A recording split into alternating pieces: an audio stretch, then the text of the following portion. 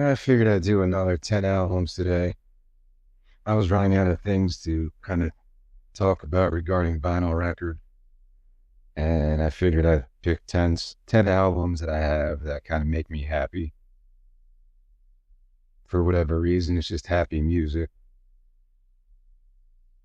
Puts me in a happy place, some kind of nostalgia element that makes me feel some kind of elation, some kind of emotional connection to these albums that just hold some happy place in my memory bank. These are all over the place. Like I could have picked like any of my albums really, but these especially kind of elicit that kind of whatever mood I'm in. I could put this on and it's gonna make me feel better, whether I'm in a happy mood or not. It's gonna make me feel better no matter what. So I guess I'll just get right into it and try not to ramble too greatly. These videos are kind of tough because I like to speak off the cuff, off the top of my head, without doing any research. And I feel like I know these albums pretty well, that I can speak like that.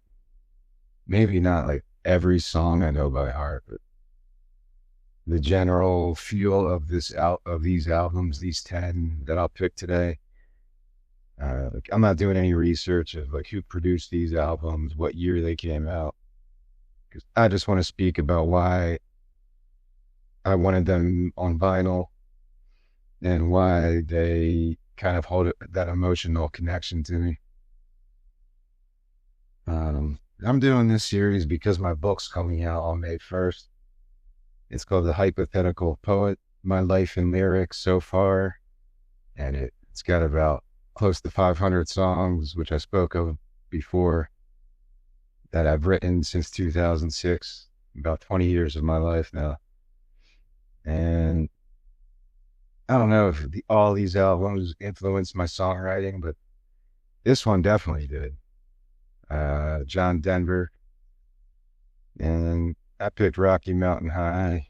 There's a couple of John Denver albums that I probably could pick, but this one I think is the only one I have on vinyl right now. You can go to any thrift store and find John Denver albums for a couple bucks, and they're all good. Like there's a chapter in my book regarding John Denver, and I kind of poke fun at it a little bit. I tried to write an album maybe 10 years ago called Phalanx, and it's all about I was trying to write heavy metal songs, and it was tough because I'm not a shredder. I don't play lead guitar, and heavy metal to me is like all that crazy technical stuff. But I wrote these heavy songs that deal with like dark concepts, and I was like, what better chapter to speak about John Denver than when I speak about why I wrote that album. And I kind of poked fun at John Denver a little, but in reality, he's one of my favorite songwriters. And yeah, he's like his early stuff, all the acoustic folky stuff it's just great music for road trips, for just hanging out. And yeah, he gets made fun of, I guess, because he's kind of that clean cut nature, living nature guy. I don't know. But yeah, he's got so many good songs. I made a Spotify playlist, and although he does cover a good amount of songs too, but a lot of people did back then, just cover each other's country standards and stuff. But I came up with over 100 songs I would be proud to play in front of anyone of John Denver's catalog. I picked out like 122 songs, I think, that just hit me like this is great classic American music. And any artist that could have 50 to 100 songs is just, you have to consider John Denver. In my opinion, he's on like the Mount Rushmore of American male songwriter. And yeah, he never pretended to be something he wasn't. He just wrote pure, natural music like that. So yeah, I don't really write songs in that same fashion. He like rarely uses minor key chords. He only uses like major chords when he writes songs and stuff, and they're all happy and sentimental, sunshine on my shoulder shit. But yeah, I love that stuff. Like you can be any any person in the world, and it's it's hard not to appreciate John Denver songs. And yeah, I figured I'd share this one first because it puts you in a good mood, and if you're taking road trips, I don't think there's much better than John Denver to listen to if you're riding down country roads or anywhere else. Mm. And I don't know what year this came out, 70 something, I guess. Doesn't matter. Yeah, go listen to it. The whole album's pretty good. This is a new modern artist. I don't know which one. This is 2011. Yeah, they're all merge records. And I think this is like my favorite band over the last decade or so. This is 2011, so even past the decade, Wye Oak. I think they're from Maryland, and it's only two people making music. Um, I think the female singer is Jen Wowsner, and apologies, I don't know the dude's name, but yeah, they're amazing together. I think they're the best modern indie folky band, or I don't know, dream poppy a little bit. I just think they write the best songs out of anyone I've heard over the last decade and longer. I had to buy all the records for some reason. When I was sometimes I get a surge where I just have to buy vinyl. This was about 2 years ago, and I was like, I need to buy all the Wye Oak albums because I was like making the realization that they're probably my favorite band over the last 10 to 15 years. And every album is just just kicks. It's amazing music. She has some solo stuff too, Flock of Dimes. That's really good as well. She plays amazing guitar. Her vocals are just majestic, and yeah, they're a unique band. They write some weird time signature stuff and weird songs, and if you see them live, I've never seen them live, but yeah, I would love to see them live because just from the limited YouTube videos I've watched, it's only two people making crazy soundscapes. And I don't know if you can really compare them to any other band. So they got fairly popular. I think some of their songs were on like some television shows back, I don't know what year it was, around this time. And they got pretty popular. But if you never heard of Wye Oak, yeah, go check them out. Just start anywhere. Like, start anywhere. You could start with this one. This is called The Knot, and it's really good. But you could really just pick any album from Wye Oak at random. And if you like that indie, I wouldn't say lo-fi really. They're kind of more well produced, I guess. Yeah, go check them out. My opinion, they're the best songwriters of the last, I don't know, 10 to 15 years. This is 1968. I knew this one because I just listened to it this morning. I have no idea where I got this from. Some thrift store years ago. And and I know Nina Simone did I wish I knew how it would feel to be free. I know she does that song. And I guess that was the one popular song off of this. It's very happy, relaxing jazz music. And this guy was pretty famous in the day. I never really heard of him until I picked up this album at some thrift store. And it kind of hit me like like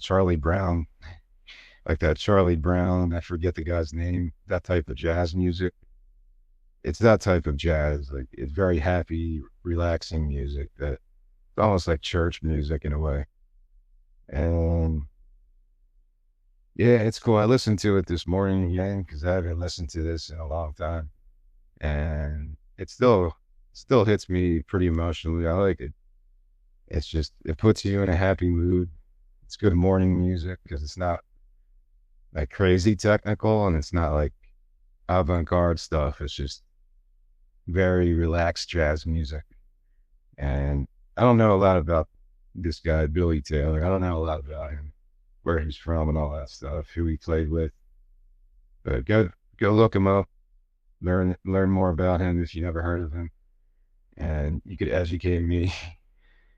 Uh, the reason I don't really do research is because I'd rather just talk about the emotional impact of albums like that. Where you just find an album like this at a thrift store. Oh, I never heard of this guy, but he looks cool. And you take it home and you find something you like from 1968.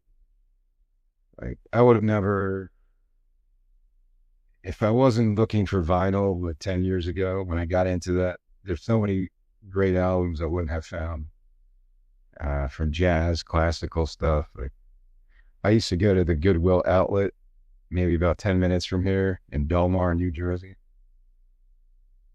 And that was a place where they bring out the huge bins and then everyone runs to the bins and like, and treasure hunts.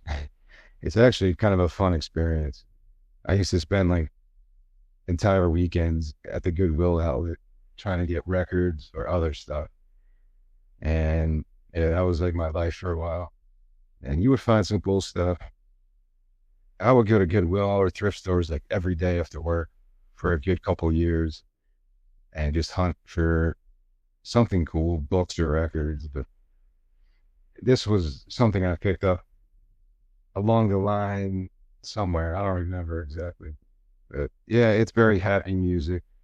If you like that Charlie Brown type of jazzy, like wholesomeness, you're gonna really you'll love this if you like the Charlie Brown stuff. Maybe this one's more political a little, but there's no lyrics. It's just all instrumental stuff. The Nina Simone version's pretty good. I listened to that this morning as well. Well, I had to share this one because I found this at like an estate sale, Sergeant Pepper, and the dude sold it to me for like $1. He was like the nicest guy. I got this and like some Beach Boys stuff, which I think I gave away. But yeah, this is Sergeant Pepper. It's either this or Revolver for me, but I feel like I had to share this one because I went through a period where maybe 10 years ago, 15 years ago, where I listened to this like almost nonstop. And I still enjoy it. It's a cool concept. It's got amazing songs, amazing vocals. It flows well from track to track. And it's tough to pick your favorite Beatles album, but I'd probably still pick this over Revolver. Um, just every song's amazing. Uh, it feels weird picking this because like everyone knows this album. I'd rather pick albums that no one's heard of before to uh, kind of put artists that are unknown in the light more than like, well, no one's heard the Beatles ever. I'd rather pick albums from obscure artists so they could get some other attention if anyone ever watches these videos. But I had to pick this because it puts you in a good mood as soon as you put it on. At least it does for me. And there's some maybe a little sappiness to some of the songs, like She's Leaving Home, but it's still a beautiful song. Like I wouldn't, I don't think there's any weak moments on this album. It's cool songwriting, cool bass, cool electric guitar moments, and yeah, what else can you really say? Right? Like, this one's cooler because I found it at an estate sale, and you never find like clean copies like this at estate sales and stuff. So it's still worth going. Like I don't do it anymore, but back in my vinyl days, I would go to estate sales as much as I did Goodwill and thrift stores, at least on the weekends I would. And every once in a while you find something cool. Not all the time, but every once in a while. So yeah, if you've never heard of this album, hey, take 30, 40 minutes and listen to it today, because it's still worth listening to. And it could have came out today and it'd still be like amazing music. And this is a weird transition, but this is NOFX, The Decline. I don't think it gets more clashing than like Sergeant Pepper to The Decline by NOFX. That's a weird transition. But yeah, some people will hate this album because the political lyrics and stuff, but you can't deny the musicality and just the orchestration. There's a whole YouTube video of online of I think his name is Baz's Orchestra, maybe, and they play this 18-minute song. This is just one track. It's called The Decline. It's 18 minutes and change, and they play this song live with the full orchestra wherever it was, with the Red Rocks. And even if you don't like their politics, you think they said some controversial stuff in the past, that you can't deny their musicianship. Like, they write amazing songs. Their lyrics on this is probably the best punk song I've ever heard. 18 minutes long, and it just never gets old for me. There's a nostalgia element to this. A lot of my friends used to play this. My friend's band actually played this live one at a bar, and I don't know if anyone ever really appreciated it, but to learn this entire song, yeah, it would be insanely difficult. I try to play it sometimes on my acoustic, and I give up after 5 minutes because it's crazy technical stuff. Even if you don't like the politics, that it's very political, and they don't really hold back on saying stuff, whatever they're feeling. Like, there's a line like, the Christians love their guns, the church and NRA. There's a lot of lyrical stuff that maybe some conservative people would be like, this is garbage, whatever. Even if you're like a very conservative person, you hate punk rock, but give this a listen. Ignore the pop political nature of it, because the music is just stellar. I don't even want to call it punk rock, but it's beyond punk rock. It's just some other realm of punk rock. I don't know. I've heard it literally over 100 times. Working out, I would listen to this to get my blood pumping. And yeah, I don't care if you're Republican, Democrat, or anything else in between. Just listen to it. Just look at it. Just listen to it. There's other NoFX stuff I could have picked. I think I have Wolves and Wolves Clothing on vinyl. But this one makes me happy because of nostalgia, because the song is just absolutely just in your face. It kicks so much ass. Lyrically, symbolically, musically, the different movements of this song in 18 minutes. Like, I can't say it enough. I put it in my book a little bit about how amazing this song is. And I've seen them a couple times live. I saw them when I stuck to the Warped Tour when I was like, 14 or 15 in Camden, New Jersey.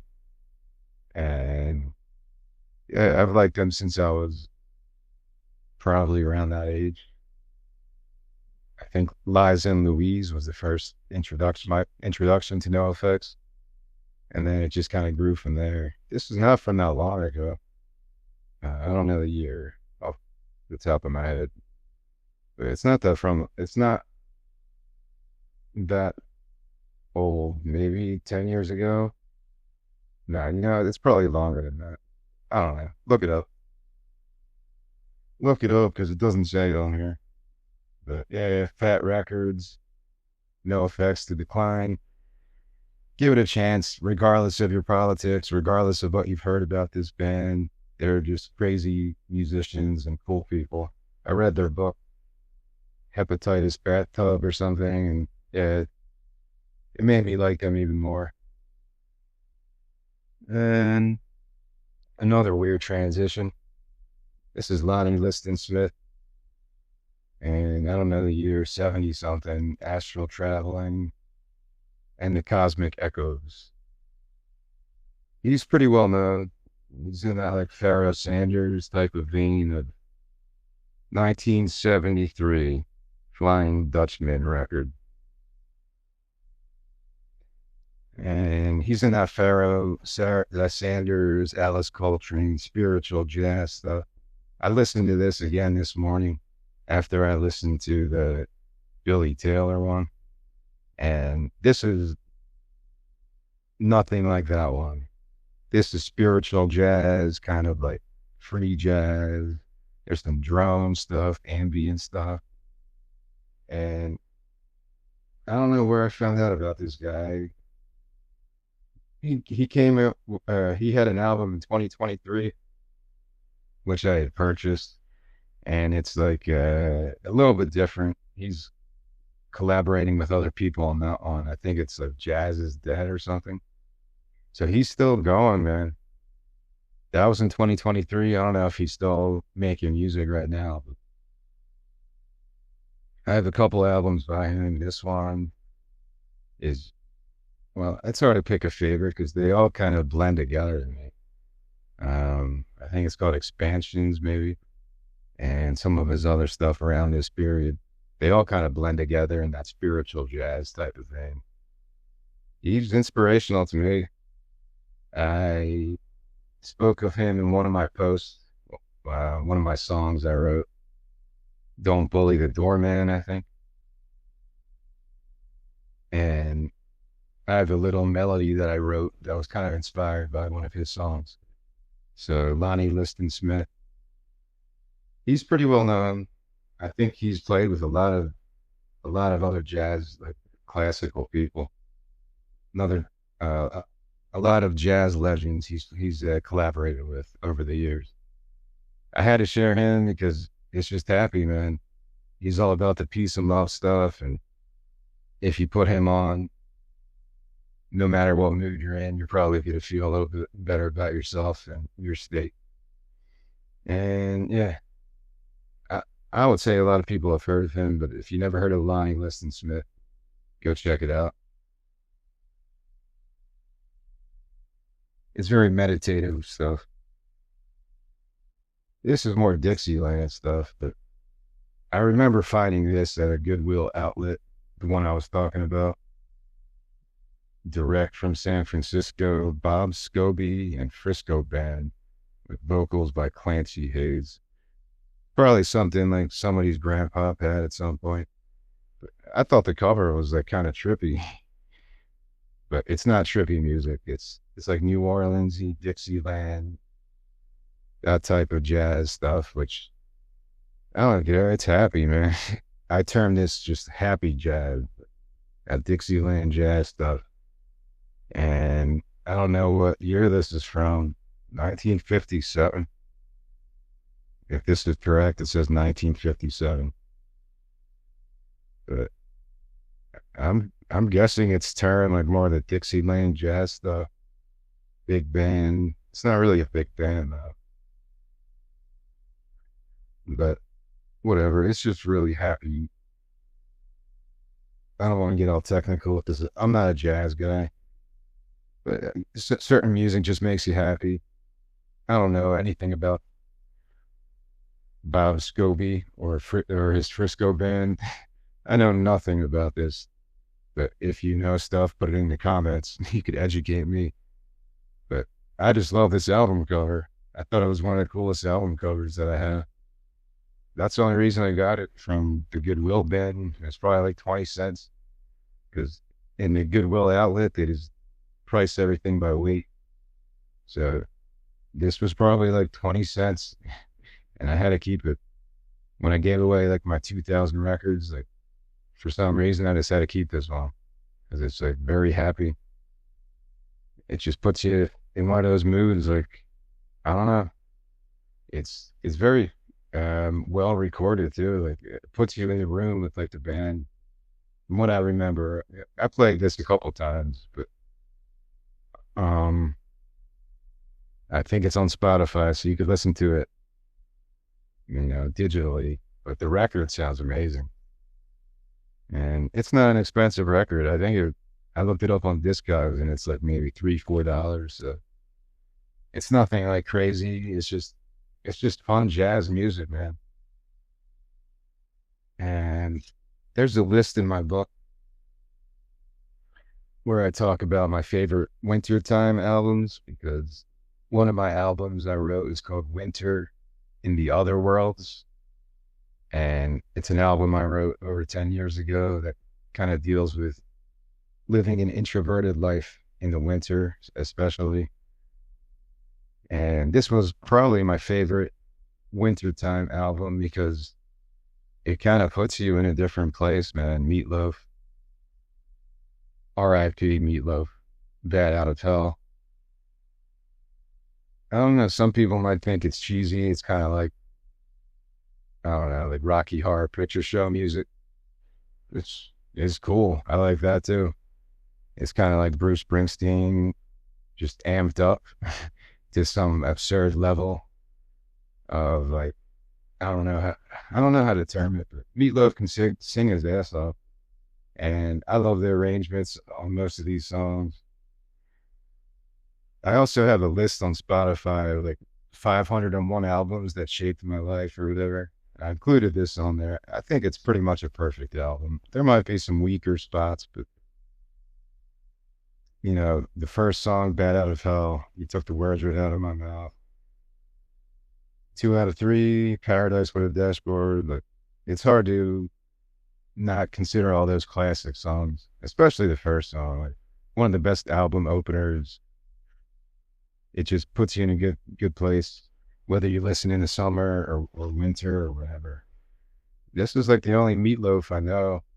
I'm not a big fan, but and I forget the guy's name who produced this. He's got like a famous name. I forget. I actually bought Jim Steinman. I bought an album from him, but I don't have it anymore. It was similar to the way this sounded. This one just, it's a special, they got it right on this one. It could have been cheesy and it could have been kind of just absurdly, I don't know. It could have reached that level of cheesiness, but I love it. Maybe some people think it's cheesy, but I would proudly play this and rock this at a party or something. Bad Out of Hell it's just badass music, man. Great playing, and it's just fun. That's why I'm sharing these as like 10 happy albums because it's just happy. When for me in the wintertime, if I'm feeling like I want to escape somewhere else, I'll just listen to this and it does the job for me. Yeah. I'm talking too much. I'll go a little bit quicker for these last ones. This is another one that could transport you somewhere. I love these Newport Folk Festival albums. I don't have it on vinyl, but there's a Muddy Waters one that I'll have. And this is Mahalia Jackson, Newport, 1958. So it's a live recording of all her stuff. I have another one by her too, In the Upper Room, I think it's called. Like, I'm not a religious person, but gospel music's cool to me. They're going like Aretha Franklin, her gospel album, and Mahalia Jackson stuff. I don't know like the modern people that do gospel music. I don't know any modern people. I'm just going back in the day to these women that can just sing like they're being possessed by some spirit or something.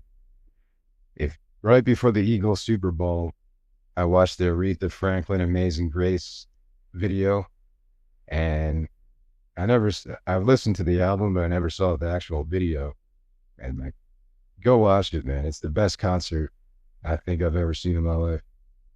And this is along the same vein. Like, it has that feeling like this woman is singing from some region outside herself. Like, it's just, I can't explain it. And I don't know. I don't know if I've ever heard any of these songs before. They're just, I guess, classic gospel songs, but I don't really know them. But I could listen to anything that Mahalia Jackson does. I guess she's considered like the premier gospel singer, or well, Aretha Franklin. Yeah. But I don't think it's a competition. Um, yeah, so I can get into gospel even if I don't really consider myself a religious person. It's the same with like Indian music. Like, the Lonnie Liston Smith is very much like Indian spiritual raga stuff. I don't know that stuff, but the music just takes you to a good place. And whether it's Christian gospel music or Indian spiritual music, or I talked about the David Hikes guy and hearing Solar Winds yesterday or the day before. And that's like based on Sufi poetry or something I was reading.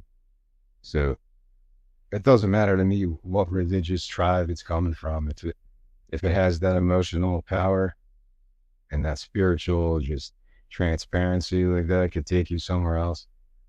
Or that's probably the wrong word, transparency. You know what I mean? It takes you somewhere else.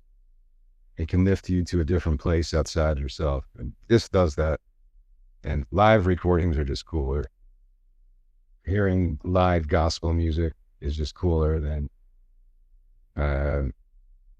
actual studio records. And then the last one is also old. It has to be from the 50s, I'm guessing. I don't know. I don't feel like looking for the year now. But it's Les Paul and Mary Ford. The Hit Makers. It's kind of a dirty gossip, but the record sounds awesome. Yeah, this will definitely put you in a good mood. Les Paul and Mary Ford. It's it's amazing in the 50s. It has to be from the 50s, right? Like, it has to be the mid 50s, something like that. Yeah, it's pretty crazy that he was playing guitar like that, because he shreds. He could play anything. He completely shreds. And their voices together are cool. When she sings, she has a great voice. And I'm sure a lot of people's grandparents probably love this stuff too. And I don't know where I found this, but I always look out for Les Paul stuff now. Whenever I go to a thrift store or a record store, when I used to, at least, I would always look for Les Paul stuff. And he's got a technical style that's would probably influence a ton of people. Like, I'm not going to pretend to know what I'm talking about when it comes to guitarists, but I also listed like my top 50 or so guitarists in my book. I'm pretty sure I'm not sure if I included Les Paul, but maybe I have to go back and edit that now. And yeah, it's just a happy record. You could listen to this digitally wherever you get your music from, and you'll instantly be put in a good mood, because it's more that wholesome quality of music that it's hard to replicate today. I don't really know if people are making music like this today. And if they are, they're probably just covering this like exactly, because it's a moment in time that you can't really bring back. I don't know. It'll be kind of cool. Like, there's that one folk band that kind of does old jazz standards. I can't think of their name. That's gonna bug me. but it's got a female singer. Maybe I'll put it in the comments if I remember it. But yeah, Les Paul, Mary Ford, check it out. That's 10 records that make me pretty happy. And if I do any more, this is what my fourth time doing this. I only have like 100 and so records, so I don't have many records to share other than the ones that I did already. And I might do another 10 at some point of male and female vocalists that I wish I could sing like, because there's some other ones that I could include in a topic like that. So I might try that next. 10 records of male and female voices I wish I could sing like. And yeah, I'll probably go there maybe tomorrow and try to make another video tomorrow about that. But yeah, that's it. Hopefully this gives you an idea of some of the music that inspired me, and that's kind of included in my book a little bit. I don't know if I include all of these by name in my book, but all these records have some kind of connection to my life. And the coolest ones are the ones I find just out of nowhere at estate sales or thrift stores. And I don't know who these people are. I take it home and I listen to it and I just like instantly connect to it. That's the coolest part of collecting vinyl to me. And yeah, that's it. I hope I'll list in the comments all these records if you want to check them out. But yeah, go listen to some music.